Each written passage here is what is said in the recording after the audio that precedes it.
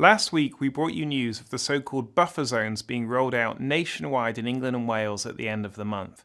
These are designated areas, often quite large in nature, and they can incorporate public footpaths, bus stops, even people's homes, and they prohibit otherwise perfectly lawful activity from taking place within them.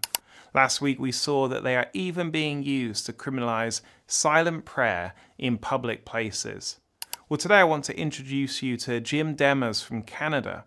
As we'll see, these restrictions on our lawful right to freedom of thought and freedom of speech have been going on for a long time. In fact, 20 years ago, Jim was arrested, placed in prison for 7 weeks along with violent criminals, and convicted for the offence of standing silently and holding a sign that quoted word for word a section of a human rights treaty, Article 4 of the American Convention on Human Rights, which states that every human being has the inherent right to life. And he did this within the vicinity of an abortion facility in Vancouver.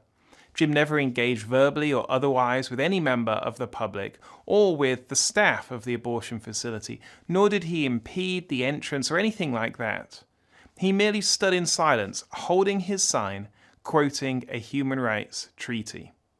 Now, we can all agree that harassment is wrong, and indeed in many countries that have introduced these buffer zones, harassment is already illegal. So let's be clear, these zones are about silencing pro-life viewpoints in the exact place where a pro-life viewpoint might be needed the most. You don't need to agree with Jim's beliefs to agree that in a democratic society, everyone has the right to speak freely. In fact, even if you disagree with Jim's beliefs, you should uphold his right to voice them without criminal prosecution. Both international law and the Canadian Charter of Rights and Freedoms guarantee the fundamental right to freedom of expression. Yet the unjust and discriminatory act under which Jim was convicted still stands to this day, almost 30 years later.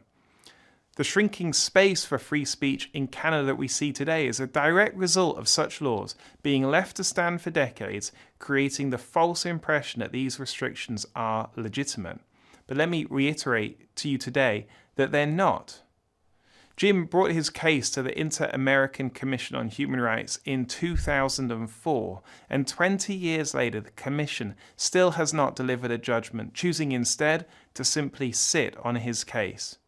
Well, here at ADF International, we are advocating for Jim Demers' case and pressing for a decision from the Inter-American Commission. Jim deserves justice for what he went through, no matter how delayed it is. We will keep you updated, of course, on his case, and please stay tuned for more news on rising global censorship and, crucially, what we here at ADF International are doing about it. Thank you for your support.